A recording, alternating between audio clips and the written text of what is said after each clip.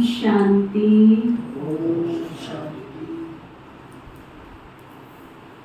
आज बाबा कहते मीठे बच्चे,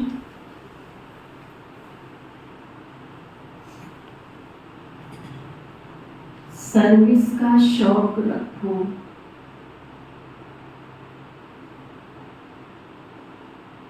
सेवा करने का शौक रखो, अंदर शौक चाहिए सेवा। विशाल बुद्धि बल,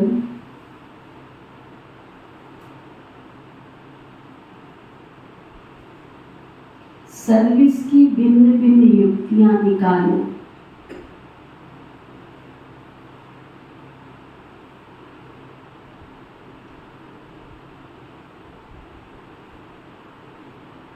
जो बातें बिगर अर्थ हैं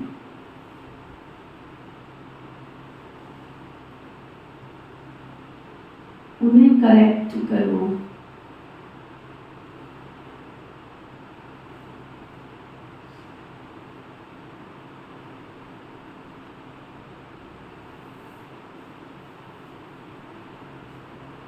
बाबा क्या समझा रहे हैं? नंबर 1, सर्विस का शौक रखो और विशाल बुद्धि बल, सर्विस की भिन्न भिन्न युक्तियां निकालो। एक है आपको सर्विस बताई जा रही है, ये करो।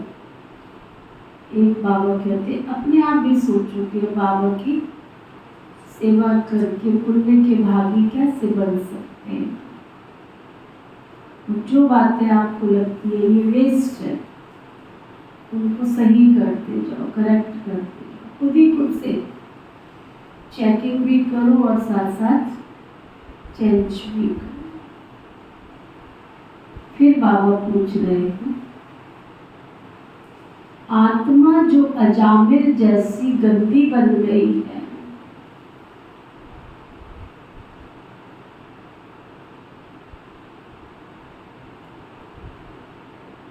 आत्मा जो अजामिल जैसी गंदी बन गई है, उसको साफ करने का साधन क्या?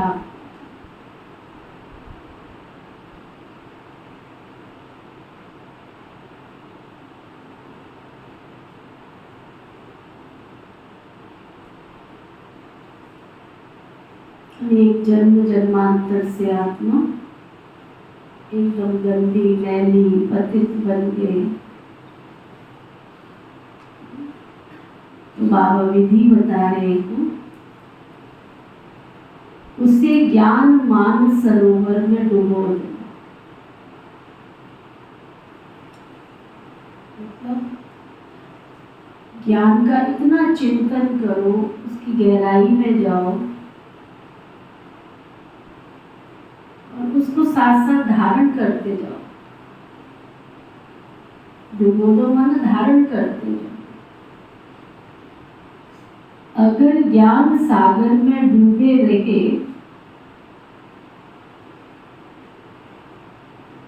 तो आत्मा की मैल साफ हो जाएगी।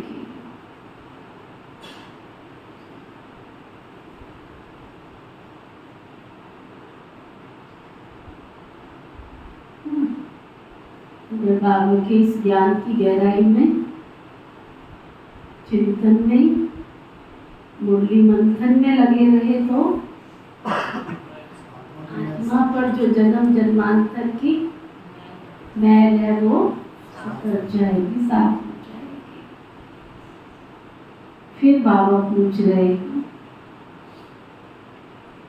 ब्राह्मणों के लिए सबसे बड़ा पाप कौन सा है?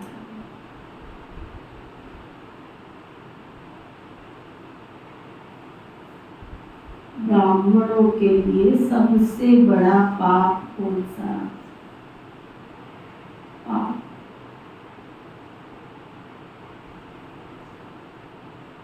बड़ा विचारणीय विषय है कि हम बाबा के बच्चे बने हैं पापों का खाता चुकता करने के लिए, लेकिन फिर भी हमसे पाप हो जाते, उसका कारण क्या है?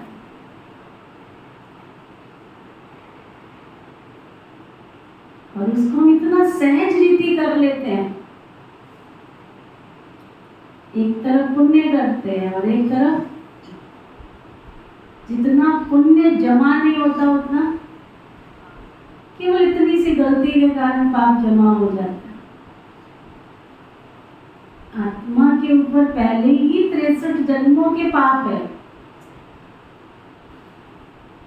उन पापों को अनदेखा करके प्रभु ने, ईश्वर ने हमको अपना बनाया है। बड़ा विचित्र है इस बाबा के इस विश्वविद्यालय का ज्ञान। जैसे जैसे पुण्य का अकाउंट खत्म होता चला जाता है, पाप करते करते करते करते 63 जन्म के पाप तो पहले ही थे, उनमें से कुछ पुण्य थे, उस पुण्य के आधार पर भगवान अपने घर पे ले आया। सोचा इसको परी बना दूं, इसको परी ज्यादा बना दूं। लेकिन भगवान के घर में आकर के इतने पाप किए कि जैसे ही वो पाप का घड़ा भरना शुरू हो जाता है ना, पुण्य का अकाउंट पहले तो खत्म होता है, तब तक तो पता ही नहीं चलता है कि मेरा पुण्य का अकाउंट खत्म हो रहा है, पता ही नहीं चलता है। और जिस दिन से पुण्य का अकाउंट खत्म होता है, बस अमृत वेला खत्म, मुरली क्लास खत्म, रेगुलरिटी खत्म। और धीरे धीरे धीरे जिस दिन पाप का घड़ा भरता है उस दिन पूरा ओम नमो शिवाय। और फिर वो आत्मा अगर उठना चाहे, उस पोजीशन में आना चाहे, उसको कितना हजारों हजारों हजारों साल ऋषियों ने, मुनियों ने तपस्या की। अब वो तपस्या की ताकत तो है नहीं, क्योंकि पुण्य का अकाउंट तो खत्म। पुण्य का अकाउंट हमको बना के रखता है। बाबा के घर में हमारा तन से, मन से, धन से, समय से, संकल्प से, श्वास से थोड़ा थोड़ा थोड़ा थोड़ा वो पुण्य बनता रहता है। तो हम संभल संभल के चलते रहते। लेकिन उनसे उतना पुण्य नहीं बन पाता है, तो पाप जमा होना शुरू हो जाता है। और जैसे ही पाप शुरू हुआ, घड़ा भरना शुरू हुआ, आत्मा को पता ही नहीं लगता कौन उसको उठा के लेके जा रहा है। तब तक फिर बहुत देर हो चुकी होती है उसको उठने में। वो एनर्जी लेवल, वो आत्मा की शक्ति लेवल, वो समझ का दायरा उसका खत्म हो जाता है। बाबा ने बहुत सरल तरीके से बता दिया आज पाप का रीजन। अगर ब्राह्मण आत्मा अगर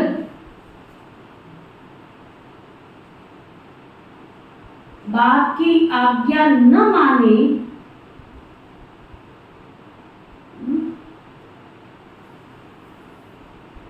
ब्राह्मण आत्मा यदि बाप की आज्ञा न माने, तो ये भी बहुत बड़ा पाप है।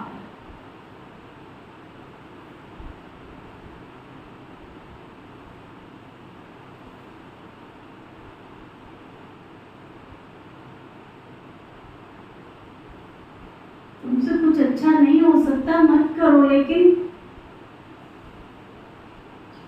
नहीं हो सकता है, इजी तो चलो।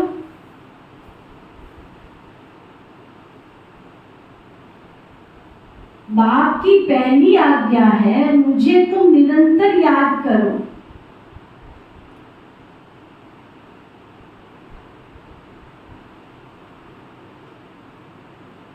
लेकिन इसमें ही बच्चे फेल हो जाते हैं।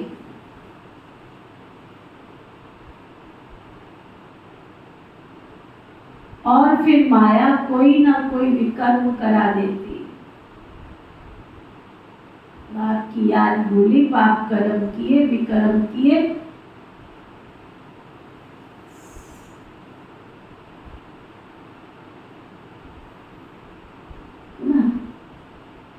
क्या कहा बाबा ने?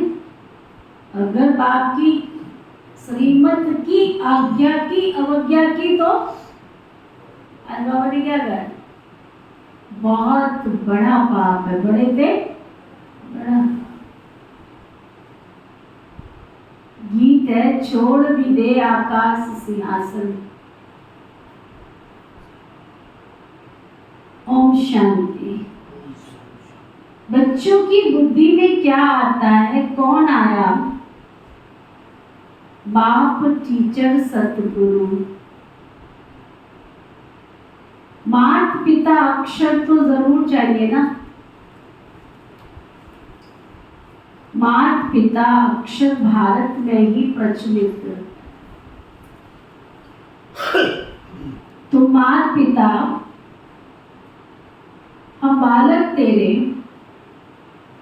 पीछे तुम कह सकते हो बाप दादा।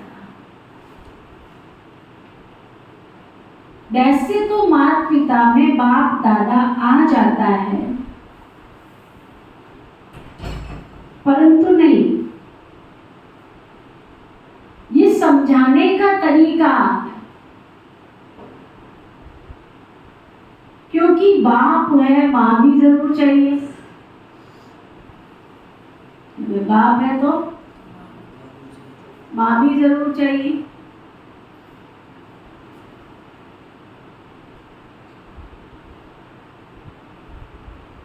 तो फिर अब माता पहले कौन है?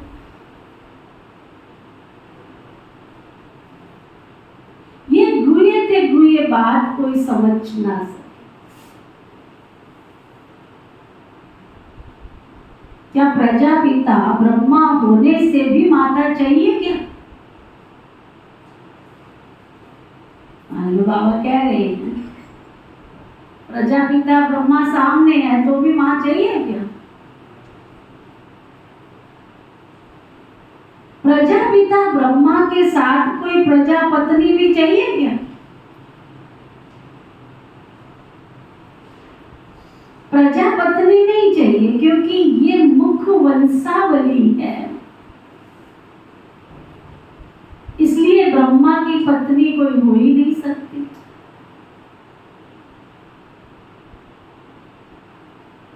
ये बहुत गुह्य और गंभीर बातें हैं। इसे समझने और धारण करने के लिए बुद्धि चाहिए।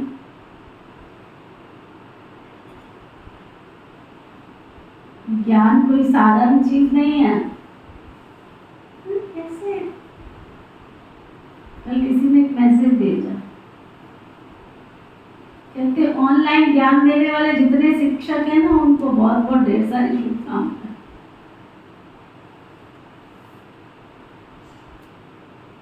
मैसेज पढ़ते ही नहीं है, आगे से आगे फॉरवर्ड। मैंने कल कईयों को फोन किए, मैंने कहा आपने संदेश पढ़ा प्रोग्राम का? देखा तो था कुछ। क्या टाइम है बहन जी?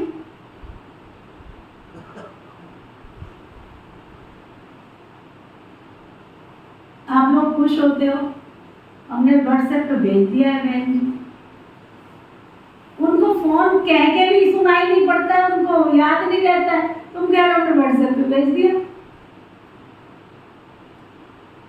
जब तक संगम युग है ना मीठे भाई और बहनों, जब तक हमारे साथ शिव बाबा बैठा है ना, तब ने अपने मुख वंशावली बने रहना है, मुख से ही ज्ञान देना। समझ रहे बात? हम मुख वंशावली है, हमें तब तक मुख से ही ज्ञान देते रहना है। ये साइंस का साधन जो है ना, ये दूर वालों के लिए है।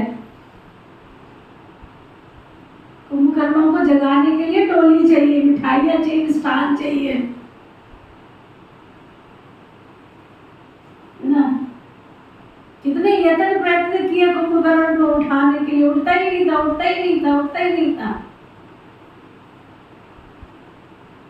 कहते उसको उठाने का तरीका ये है, कहते हैं अच्छा, लास्ट में उसके सामने मिष्ठान रखे हुए,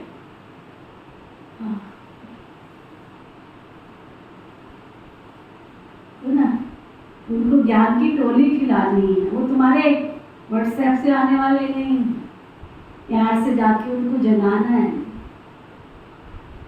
अपना एक लिमिट बना लो, इतने आत्माएं हैं, इनको मैंने बाबा का बच्चा बनाना है। भले ना बाबा के घर से भोग लेके जाओ,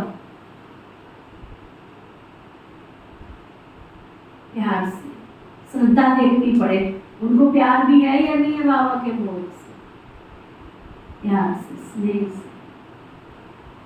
ये टोली भी भाग्य जगाती है, कईयों का कल्याण करती है। बाबा के घर का प्रसाद, बाजार वाला नहीं, घर वाला ना। तो हम सब मुखवंशावली बने रहे, मुख से सेवा करो। एक एक को जब तक बैठ के फोन नहीं करोगे ना, तब तक तुम्हारे यहाँ पे तुम्हारा बाबा के बच्चे, जो बाबा चाहता है कि मेरे बच्चे जो भी टूट गई है माला मोती, बिखर गए, कोई किधर गए, कोई उधर गए, तो हम तो माला बनाने का काम कर रहे हैं। इसमें कोई वो नहीं है कि हम उनको कोई वो कर रहे हैं। भगवान की माला टूटी हुई, उस माला में पिरोने का कार्य कर रहे हैं, सेवा कर रहे हैं। साबुत मोती होगा, अच्छा मोती होगा तो माला में पिरो जाएगा। बाद में नहीं पिरोया जाता, वो भगवान की मर्जी है, हमारी मर्जी थोड़ी। हमारा काम है मुखवंशावली बन के उनका कल्याण करना। ये बहुत गंभीर और गुह्य बातें, इसे समझने और धारण करने के लिए बुद्धि चाहिए, बुद्धि। एक बाप यह जो बच्चों के सम्मुख आते हैं, तुम तो समझते हो माता पिता बाप दादा सम्मुख आया है। बच्चे बाहर में सर्विस करते हैं, सेंटर्स पर जो रहते हैं, वो ये नहीं समझेंगे कि माता पिता बाप दादा सम्मुख आए हैं। सेंटर्स पर जो रहते हैं वो ये नहीं समझेंगे कि माता पिता बाप दादा सम्मुख आए। वो समझेंगे फलानी बीके, फलानी ब्रह्मा कुमारी आई, ये मम्मा एडॉप्ट की हुई है ना। सबसे लकी सितारा जगत अम्बा है, ये संभालने के लिए मुख्य है, इसलिए इन पर कलश रहता है। और ये ब्रह्मा हो गई ब्रह्मपुत्रा मेल के रूप में, तो सरस्वती भी तो जरूर चाहिए ना। सरस्वती को ही जगत अम्बा कहा जाता, इस मेल को भी जगत अम्बा नहीं कहेंगे। ये बड़ा गहरा राज है जो कोई भी गीता भागवत में नहीं। शास्त्रों में कहानियां बैठ लिखी हैं 5000 वर्ष पहले व 2500 वर्ष पहले क्या हुआ था, सो बैठ लिखते हैं। वह नाम रूप देश काल कुछ है नहीं, नाटक भी अनेक प्रकार के बनाते। यह बाप बैठ सम्मुख अच्छी रीति बच्चों को समझाते। बच्चे हर एक बात को पूरा समझ जाए। कितनी मेहनत करते हैं ऐसे जो केले की बात में बात क्यों, बाबा के ज्ञान की बात में बात। केले का फूल देखा, किस किसने देखा? केले का फूल नहीं देखा? केले का फूल उसमें खोलते जाओ, खोलते जाओ, खोलते जाओ, क्या निकलता है उसमें? इतना। जिस बीज से 12 केले, 14 केले, 20 केले तैयार होते हैं ना, उसका बीज इतना सा होता है। कितने पत्तों के अंदर छिपा हुआ होता है। तब किसी ने कहावत बनाई,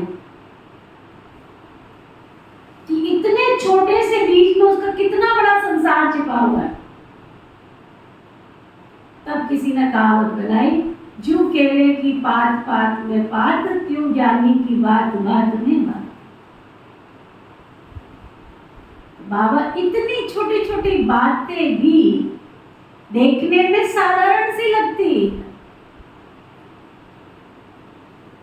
देखने में साधारण लगती है, परंतु उन बातों का राज ज्ञानी आत्मा बाबा के बच्चे ही समझ सकते। क्या बोलते, सब नहीं समझ सकते।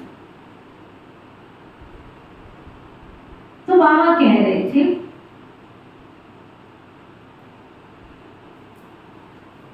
इसलिए कलश रहता है इन मातेश्वरी मम्मा के ऊपर,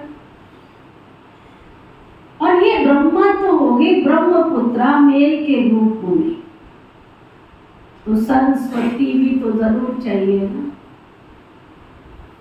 सरस्वती को ही जगत अम्बा कहा जाता है, इसमें कोई जगत अम्बा नहीं कहेंगे। ये बड़ा अच्छा राज है जो कोई भी गीता भागवत में नहीं। शास्त्रों में कहानियां बैठ लिखी 5000 वर्ष पहले व 2500 वर्ष पहले क्या हुआ था, सो बैठ लिखते।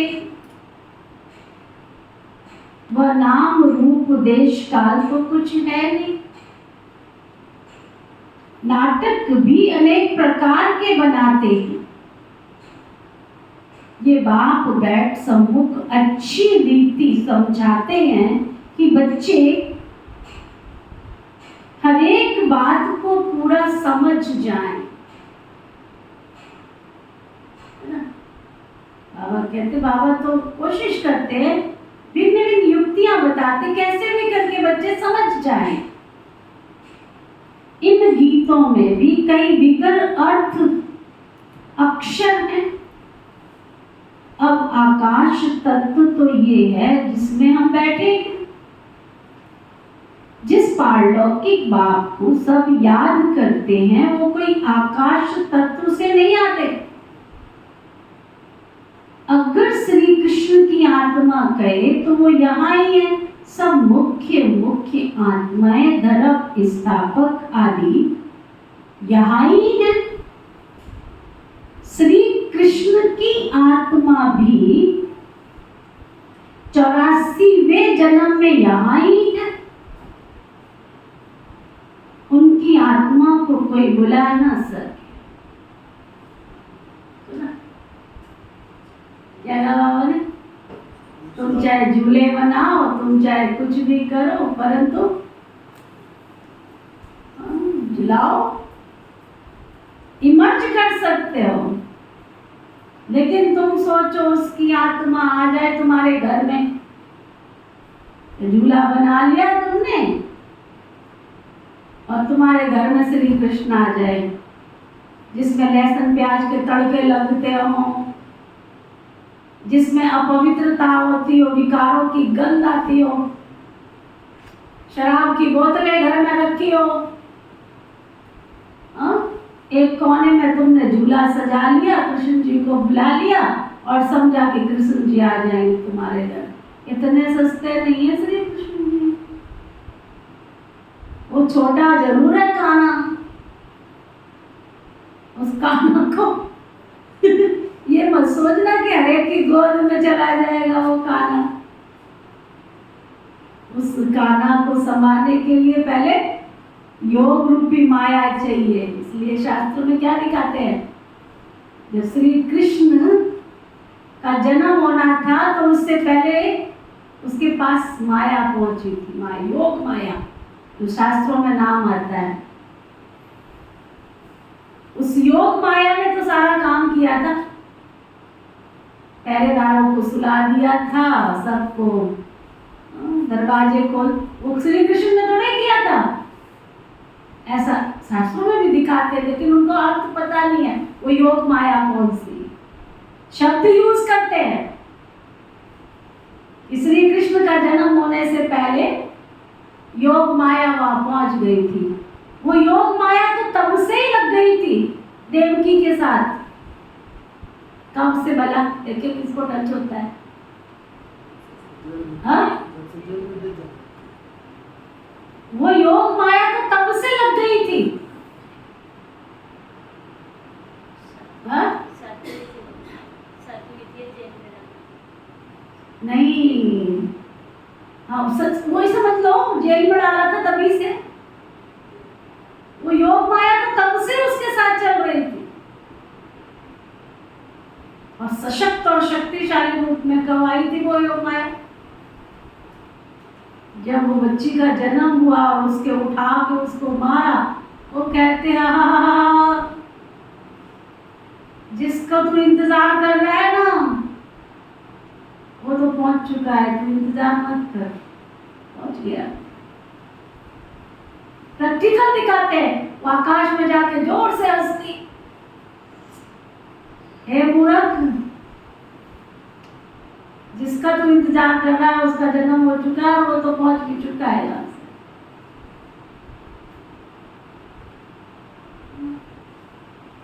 तो इसलिए बाबा कहते हैं श्री कृष्ण की आत्मा कहे वो यहाँ ही है, कोई उनकी आत्मा को बुला न सके। उसके लिए इतना 16 कला संपूर्ण, सर्वगुण संपन्न, 16 कला संपूर्ण, संपूर्ण निर्विकारी, डबल अहिंसक, मर्यादा पुरुषोत्तम बनना पड़े तो श्री कृष्ण को तुम पालने में झुला सकते हो। मैं कई बार हंसती हूँ बैठ के, तुम्हारा एक छोटा बच्चा पैदा होता है तो तुम उसके लिए कितना सुंदर हजारों लाखों रुपए खर्चा करते हो। जब कान्हा का दिन आता है तो इधर से रस्सी उठाई, उधर से ये उठाया, उधर से वो किया, चल बे कान्हा का झूला सज ले। इतनी सी छोटी सी ड्रेस ले आए हैं, इतना सा छोटा कान्हा ले आए, इतना सा उंगली बढ़ता। इन सब बाहियात बातों से कान्हा की आत्मा तुम्हारे घर में नहीं आ सकती, आ सकती है। कब? जब तुम मन वचन कर्म से पवित्र बनेंगे, जब तुम्हारे घर में शुद्धि होगी, पवित्रता होगी, सादगी होगी, जब तुम्हारे घर से अशुद्ध भोजन का बहिष्कार होगा, जब तुम्हारे घर में चारों तरफ पवित्रता की सुगंध आ रही हो, है ना? ये परमपिता परमात्मा को बुलाया जाता है। आओ अपना महत्व निर्वाण नाम छोड़ करके, महातत्व निर्वाण नाम छोड़कर वहां से आ जाओ। तुम आत्माओं का सिंहासन तो महातत्व है ना, आकाश में तो तुम जीव आत्माएं रहती हो। ये मांडवा है खेल चलने का। जब गीत सुनते हो दिल में आपे कनेक्ट करते जाओ। यह तो जिन्होंने गीत बैठ बनाए हैं उन्होंने फिर फिल्म शूट करने के वालों को भी समझाना चाहिए, इसमें बड़ी विशाल बुद्धि चाहिए। बाबा राय देते हैं सर्विस करने के लिए, ये ड्रामा जिसने बनाया है उन्हें समझाना चाहिए, उनसे मिलना चाहिए, इतनी समझ चाहिए।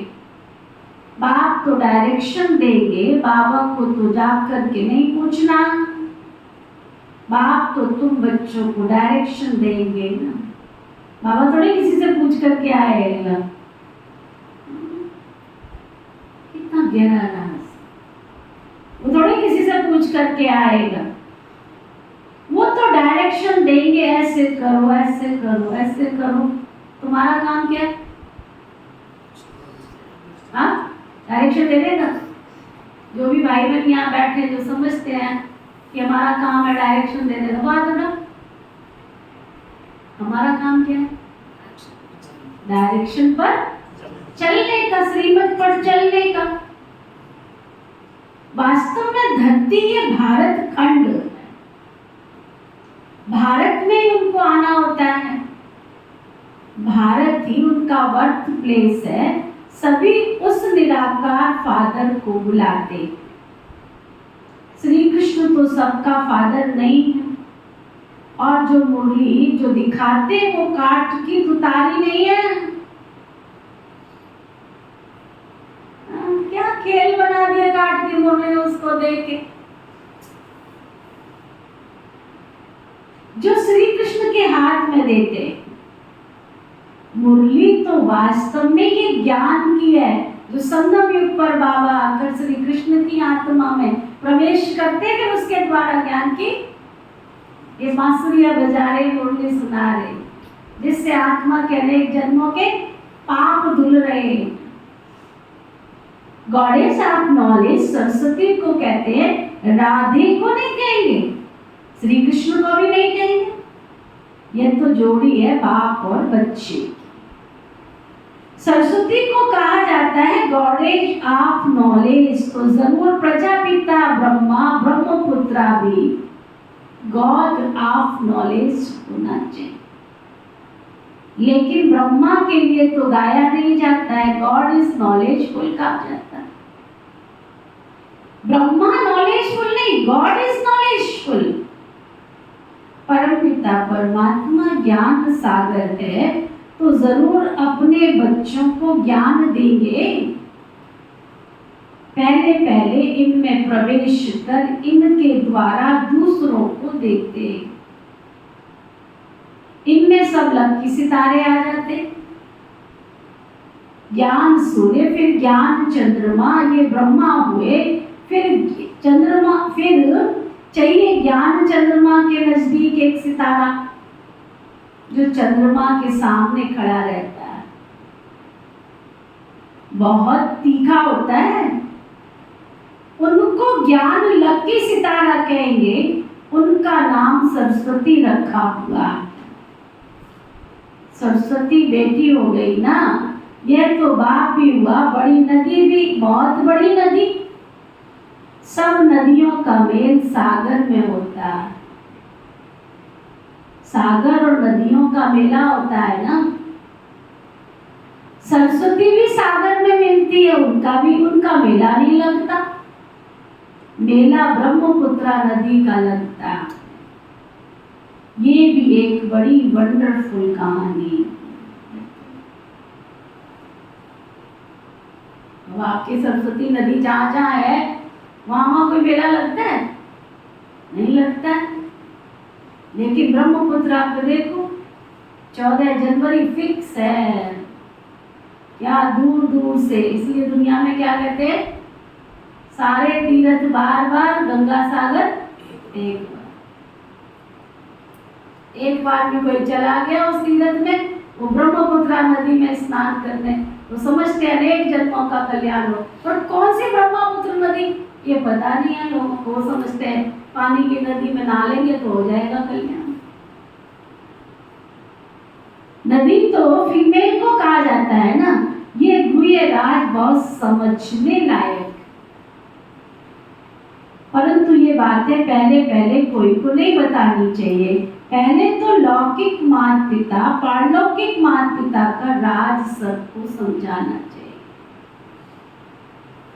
लौकिक माता पिता से अल्पकाल क्षणभंगुर सुख का वर्षा मिलता आया है, ये तो पक्का याद रहना चाहिए ना। दूसरा, कोई दो बाप का राज तुमको समझा न सके, वह तो जानते ही नहीं है। गाते हैं तो मात पिता बालक तेरे। अब पिता सर्वव्यापी तो माता कहाँ गई, ये भी समझने की बात है।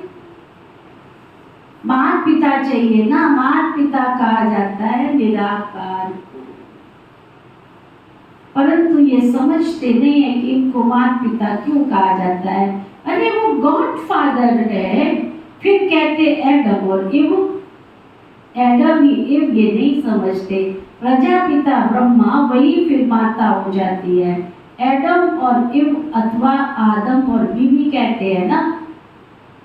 परंतु अर्थ नहीं समझते हैं। बच्चे समझ सकते आदम बीवी वास्तव में ये है, बीवी सो आदम, इनको बीवी आदम दोनों कह सकते हैं, वह तो बाप है ना तुम्हारा। ये बड़ी पेचीदी सी बातें हैं। भारत में गाते हैं तो मात पिता हम बालक तेरे, ऐसे ही सुनी सुनाई पर गाते रहते हैं, अब तो कुछ भी समझते नहीं।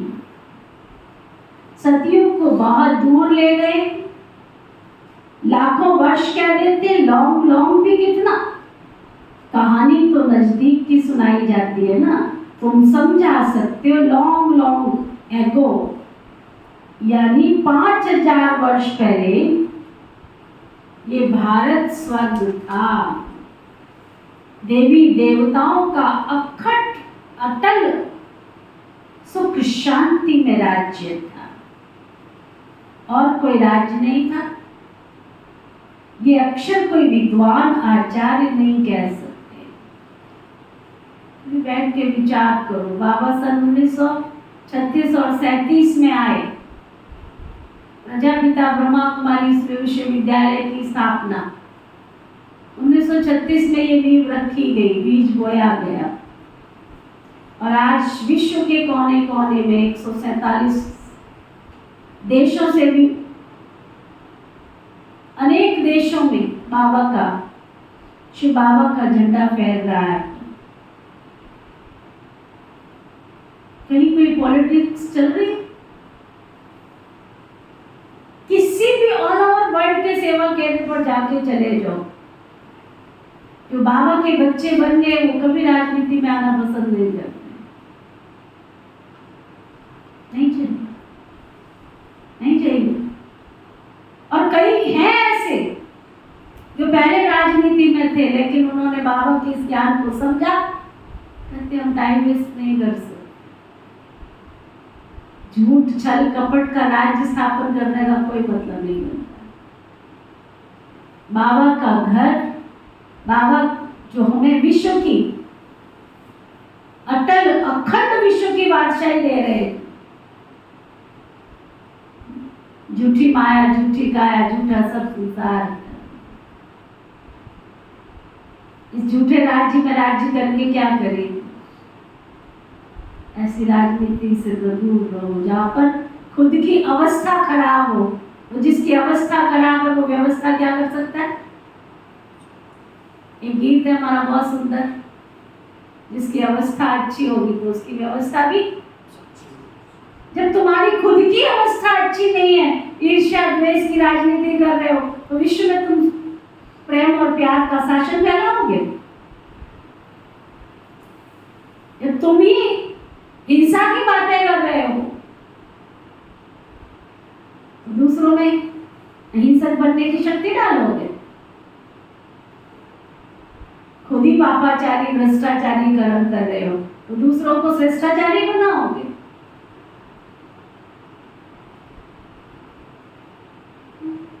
तो बाबा कह रहे तुम्हारा भारत में देवी देवताओं का अखंड अटल सुख शांति में राज्य था, दुख और अशांति का कोई नामो निशान भी नहीं था।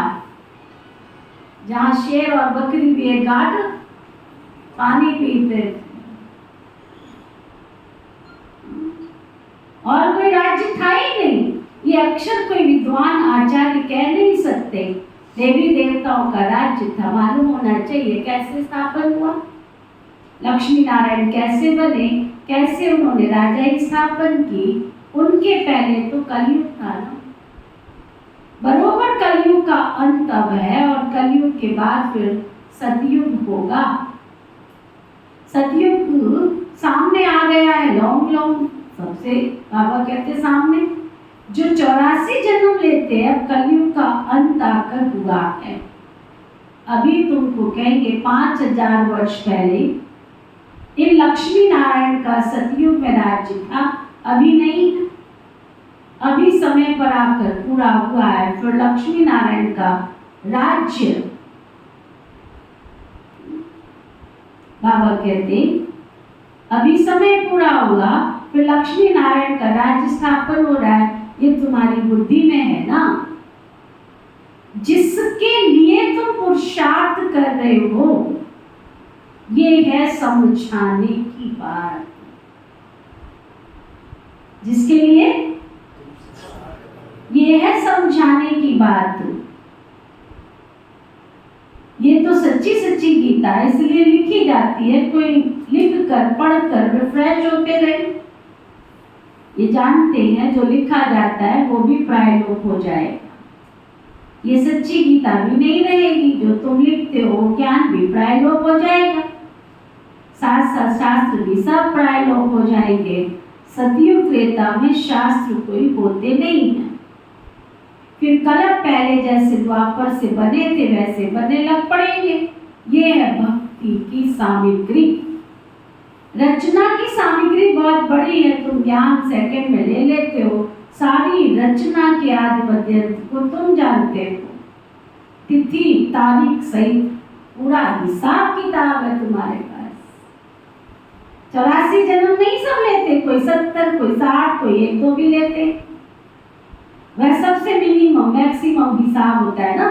पीछे आने वालों के जरूर नंबरवार थोड़े से जन्म होंगे, उनका भी विस्तार करना फालतू हो जाता है। तुम बच्चे नट से सब कुछ समझ सकते हो। 84 लाख की तो कोई बात ही नहीं है। 84 भी जन्म सब थोड़े ले सकते हैं, ऐसे ही सिर्फ कह देते हैं 84 का चक्र है। 84 लाख जन्मों का चक्र नहीं गाया जाता, गीत है ना। पाप कपट की छाया पड़ गई है संसार को। अब रावण का राज्य है ना, आत्मा पर जन्म जन्मांतर की पापों की मैल चढ़कर बिल्कुल अजामिल जैसे पापी बन गए। इतनी मैल चढ़ी, इतनी चढ़ी जो साफ ही नहीं होती। उस मैल को निकालने के लिए फिर गाया हुआ है, ज्ञान मान सरोवर में डूबे रहो। इसलिए ज्ञान सागर में डूबे रहो। कोई पानी की नदी व सागर की बात नहीं है। ज्ञान सागर जो ज्ञान देते हैं उस नॉलेज में तत्पर रहना है। गृहस्थ व्यवहार को भी संभालना है, उसमें कोई की मत चाहिए तो लेते रहो। हरेक का कर्म बंधन अपना अपना। सर्जन सबके लिए एक दवाई तो नहीं देते हैं ना। हरेक का कर्म बंधन अपना अपना है, हरेक की बीमारी अपनी अपनी है। ये 5 विकारों की बीमारी बड़ी महा भारी है।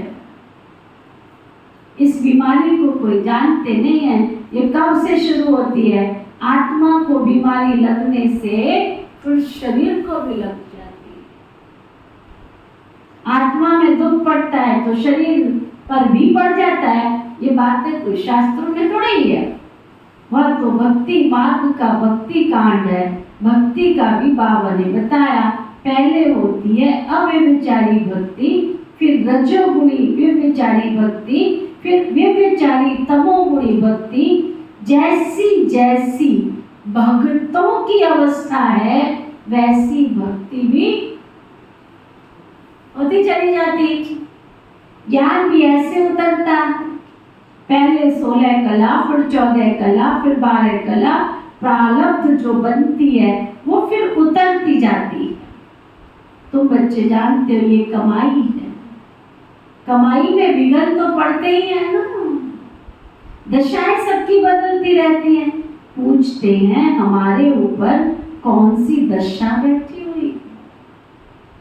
फिर वो लोग बता देते हैं इस सच्ची कमाई में भी क्या, उस दुनिया में भी तो दशाएं बदलती हैं। उस दुनिया में भी तो ज्योतिषियों के पास जाते हैं, वो कहता है अभी तुम्हारे राहु की दशा चल रही है, अभी तुम्हारे शुक्र की दशा चल रही है, अभी तुम ये करो, अभी तुम ये पूजा पाठ। ये हमारी भारतीय संस्कृति में ये दान पुण्य ये सब करने की प्रथा क्यों चली?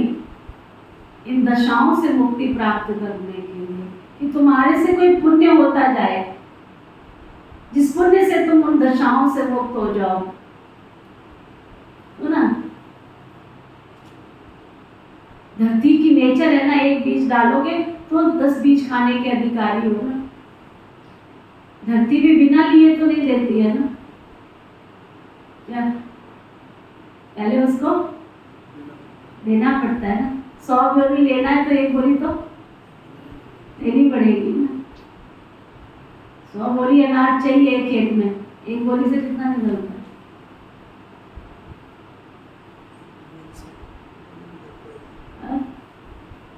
तो खेती करते तो कितनी बोरी अनाज डालते?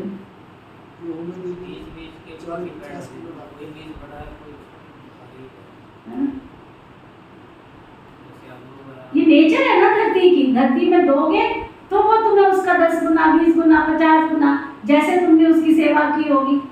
केवल बीज डालने से तो नहीं चलेगा ना। बीज की क्वालिटी पर महत्व होता है, उसकी परवरिश पर महत्व होता है। बीज डालने के बाद तुमने ऐसे छोड़ दिया तो परवरिश तो करनी पड़ती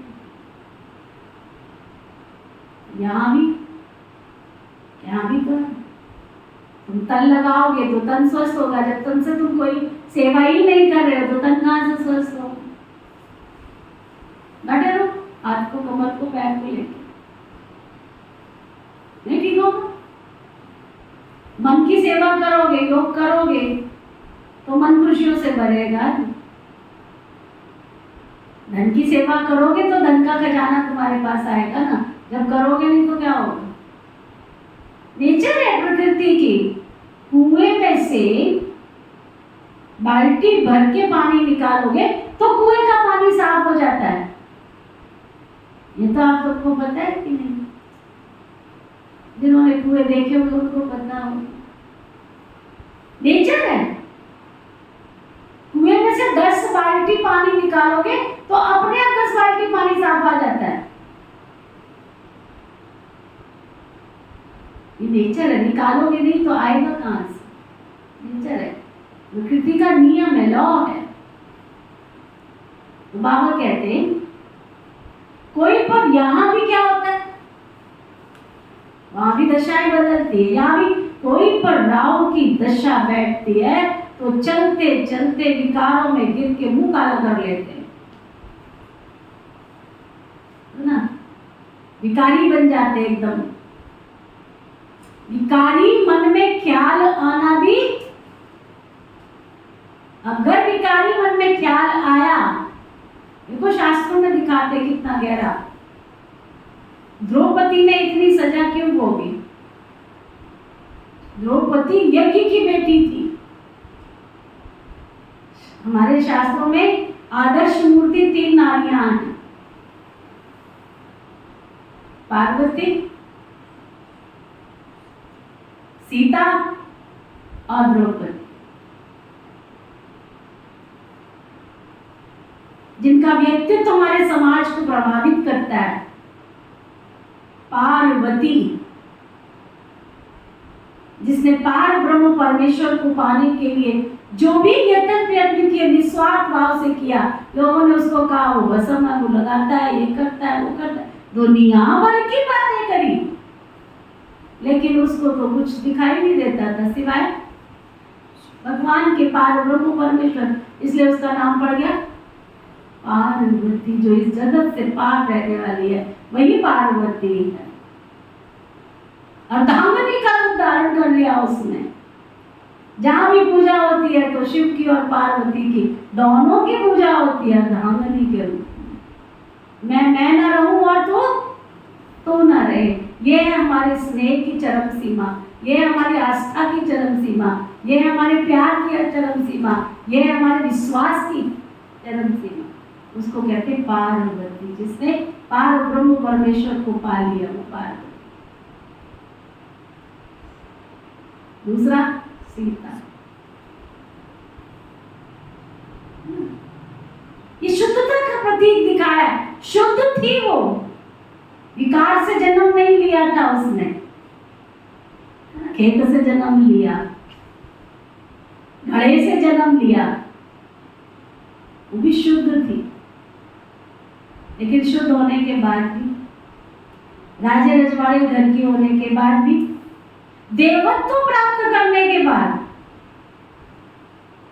श्री राम जैसे मर्यादा पुरुषोत्तम पुरुष की प्राप्ति के बाद भी क्या किया? आश जाग गई,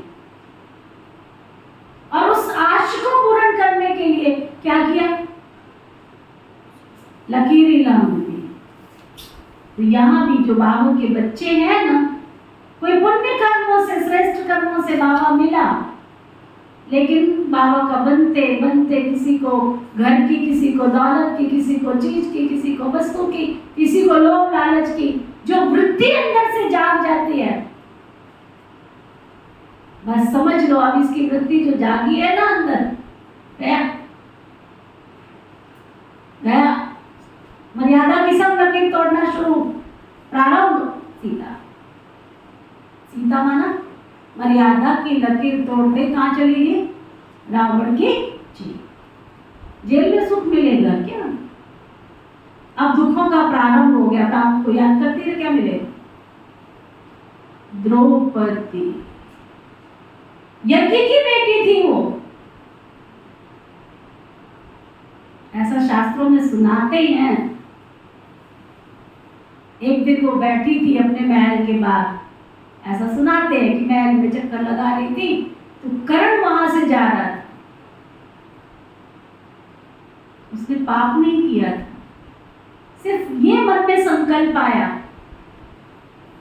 कितना ये शूरवीर है, कितना ये महावीर है, कितना इसके चेहरे पर भाव है, तेज है। सिर्फ यही संकल्प आया, काश ये मेरा पति हो। मन में सिर्फ संकल्प आया था, पति बना नहीं दिया था, विकार में चली नहीं गई थी। और वो सूक्ष्म अपवित्रता,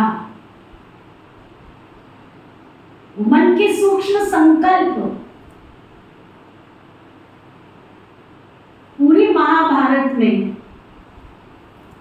किसी ने भी द्रौपदी को वैश्या शब्द नहीं कहा। किसने बोला?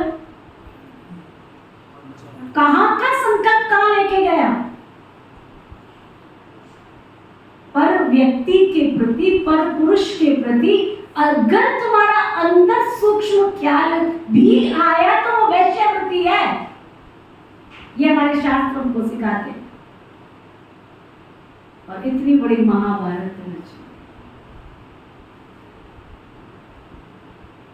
इतना सूक्ष्म गहरा ज्ञान है इस बाबा ने, जो हमें एक एक ज्ञान की, एक एक राज बाबा ने हमको समझाया, एक एक राज, है ना। तो बाबा क्या कह रहे थे? राहु की दशा बैठती है, मुंह काला कर लेते हैं, विकारों में चले जाते हैं, आते भी रहते हैं, अपवित्र भी बनते रहते हैं, विकारी भी बनते रहते हैं। बृहस्पति की दशा थी, फिर माया ने थप्पड़ लगाया, राहु की दशा बैठ गई, काम में गिरा और फट से राहु का ग्रहण लगा, ताला बंद हो जाता है।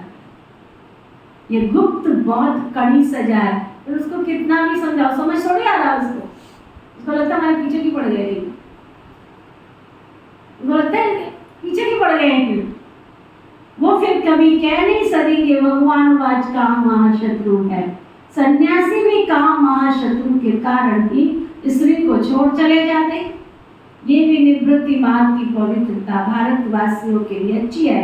भारतवासी पवित्र से अपवित्र बनते हैं, उनको थमाने के लिए सन्यासी है, मरम्मत के लिए ये पवित्रता है। पवित्रता की ताकत से ही सृष्टि इतनी चलती है। अभी तो वे ही पतित बन पड़ी, तुम्हें उनकी सर्विस करनी है। सर्विस का भी तुम बच्चों को, आज एक दिन और रह गया है, वो जोड़ लगा लो। सर्विस का भी तुम बच्चों को शौक रहना चाहिए। वे कायदे कोई चलन नहीं चलनी है। भले पुरुषार्थी हो, संपूर्ण कोई बना नहीं है, परंतु कुछ ना कुछ पाप होते रहते हैं। बाप की आज्ञा न माना, ये भी बहुत बड़ा पाप है। बाप का फरमान है, निरंतर मुझे याद करो। जानता हूं कर नहीं सकेंगे, परंतु तुम पुरुषार्थ ही नहीं करते हो, तो जो करेंगे वही तो अच्छा पद पाएंगे। अच्छा, मीठे मीठे सिखिलदे बच्चों प्रति माता पिता बाप दादा का याद प्यार और गुड मॉर्निंग। रूहानी बाप की रूहानी बच्चों को नमस्ते। हम सब रूहानी बच्चों की सिख व प्रेम से नमस्ते नमस्ते नमस्ते जी। धारणा के लिए मुख्य सार, 5 विकारों की बीमारी से मुक्त होने के लिए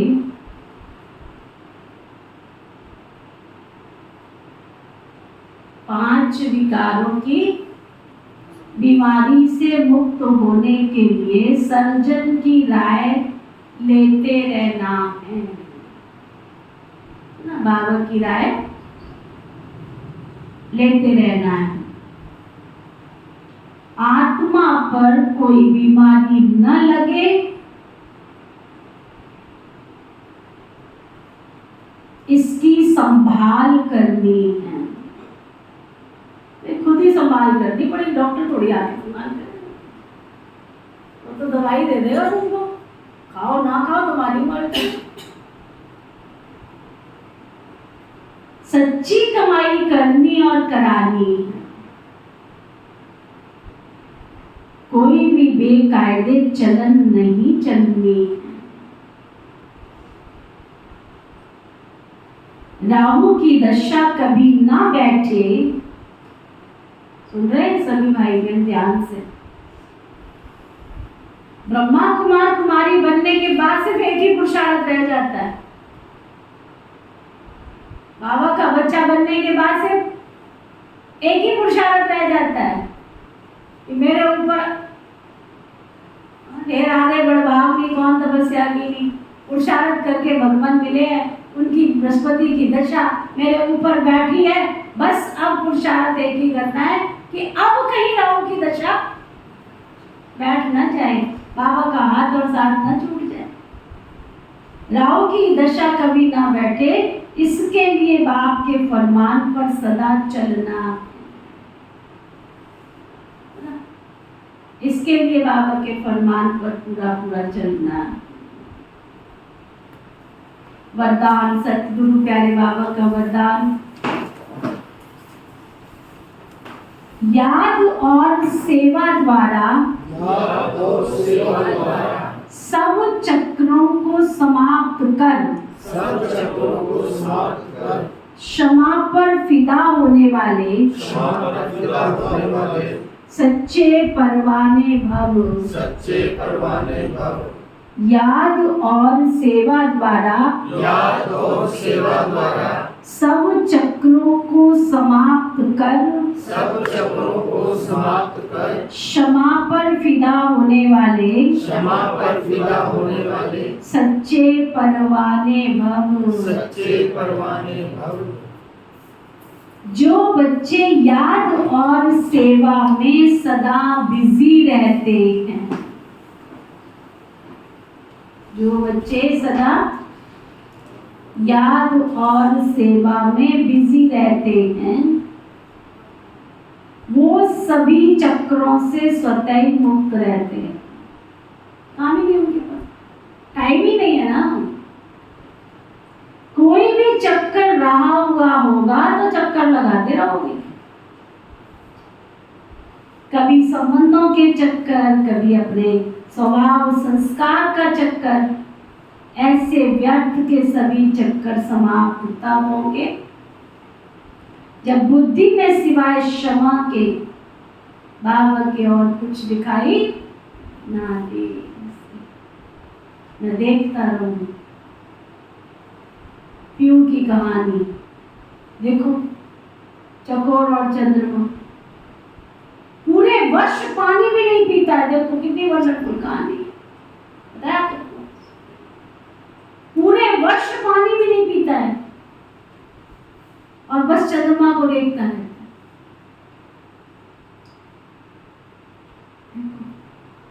संसार में ऐसे पक्षी भी है। स्वाति नक्षत्र की जब बूंद गिरती है ना, उस नक्षत्र में गिरी हुई बूंद बस वही पीता है और दूसरा लेता ही नहीं। कितनी वंडरफुल।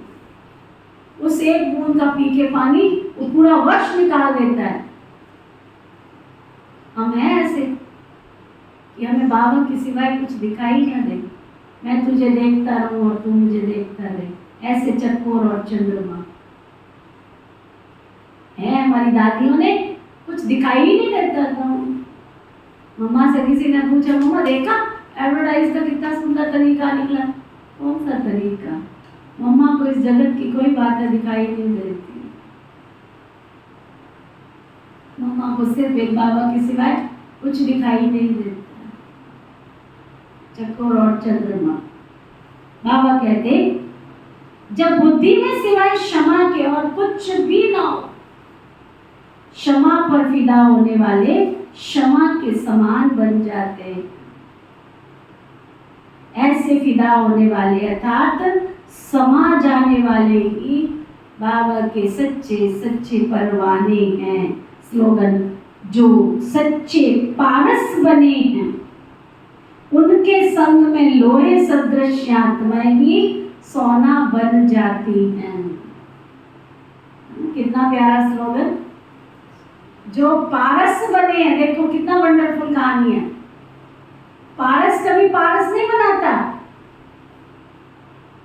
लेकिन बाबा के संग में आके जो आत्माएं पारस जैसी बन जाती हैं, उनके संग में जो भी आत्माएं आती हैं वो सोना बन जाती हैं। जो सच्चे पारस बने हैं उनके संग में लोहे सदृश आत्माएं भी सोना बन जाती है। कौन सोना? कौन सी आत्माएं बनती है? जो पारस बने हैं उनके संग में आने से। आज का अव्यक्ति इशारा,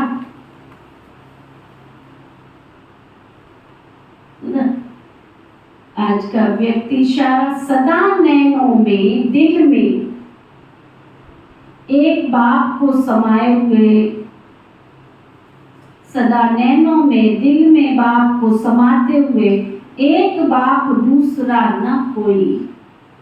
इसी लगन में मगन रहो तो आई हुई परीक्षाओं को, समस्याओं को, व्यर्थ संकल्पों को पानी पर लकीर के समान पास कर पास विद ऑनर बनेंगे।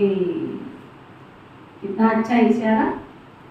सदा नैनों में दिल में बाप को समाते हुए, एक बाप दूसरा ना कोई, इसी लगन में रहो तो कोई आई हुई परीक्षाओं को, समस्याओं को, व्यर्थ संकल्पों को पानी पर लकीर के समान पास विद ऑनर बन जाएंगे ना।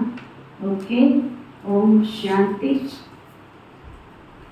ओम शांति शांति शांति। आज हम 6 तारीख पर पहुंच गए। आज से ही बाबा के घर में मेहमान भी आना शुरू हो जाएंगे। और कल बाबा के घर में बाबा ने आज बहुत अच्छी बात कही। क्या? श्री कृष्ण को बुलाना इतना साधारण सा काम नहीं। तो ऐसे पवित्र स्थान पर जहाँ है ही श्री कृष्ण का घर, श्री कृष्ण आ रहे हैं, नहीं आ गया है, बस आने ही वाला है। टाइम है नहीं, विनाश घड़ी नजदीक है, गफलत में ना खो। काल नगाड़ा बज गया, फिर कच पछताए क्या हो। जो समय जो पल आज हमारे हाथ में है, तुम सोचो हम अगले साल ऐसे जन्माष्टमी मना लेंगे, है ना?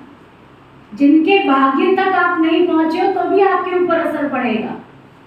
इसलिए जितना भी सो नाखूनों का जोर लगा के खुद भी पहुंचो। जब खुद ही बाबा के घर से प्यार नहीं होगा, एक दो मुनीजा ने फोन किया, हमारे को ये वाली रीति निभानी है, वो रीति, तुम ही रीतियों में फंसे रहोगे तो दूसरों को रीतियों के चक्र से कैसे निकालोगे?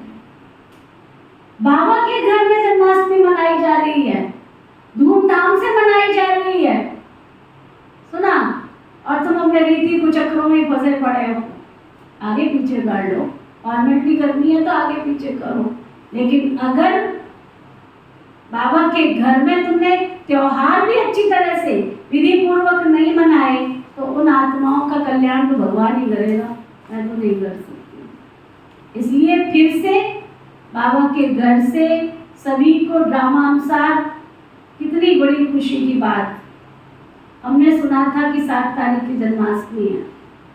हमने जन्माष्टमी का प्रोग्राम 7 तारीख समझ के रखा और भगवान ने देखा कि बच्ची तो बड़ी भोली सी है ना। सारी दुनिया में 7 तारीख का जन्माष्टमी का उत्सव, और बाद में क्या समाचार मिला कि जन्माष्टमी 6 तारीख की हो गई है।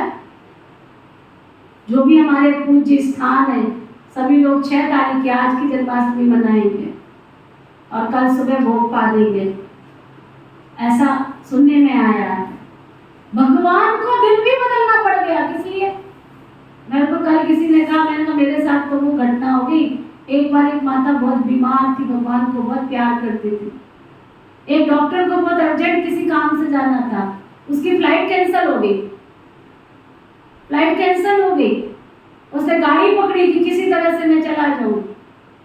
गाड़ी में बैठा, आंधी आ गई, तूफान आ गया, उसको रात को रुकना पड़ा। देखा सामने एक दिया जल रहा है, झोपड़ी में पहुंचा। झोपड़ी में पहुंचा तो वहां वो माता बीमार पड़ी, भगवान को पुकार रही थी। उसने उसको देखा, उसका ट्रीटमेंट किया, उसको ठीक किया। बोला मैं तो भगवान को पुकार रही थी, भगवान ने भेज दी। उस माता की पुकार सुन के भगवान को उसकी फ्लाइट कैंसिल करनी पड़ी। ऐसे ऐसे सच्चे सच्चे भक्तों की कहानी दुनिया में है। हमारी दुनिया कल से इतनी हैरान हो रही, कहती देखो बाबा को तिथि भी चेंज कर देनी पड़ी सारे विश्व की, और उसके बाद भी भाई बहन अलवेले बने, तो ये तो बदकिस्मती होगी ना। बागी नर पावत नहीं कर लो लाभ। तो इसलिए बहुत बहुत उमंग से, उत्साह से बाबा के घर में हम सब ने बहुत ही धूमधाम से, सच्चे दिल से, बहुत ही 4 दिन ऐसे लगे कि सचमुच स्वर्ग धरा पर आया कि आया, वो दिन दूर नहीं है। ओके, ओम शांति शांति शांति।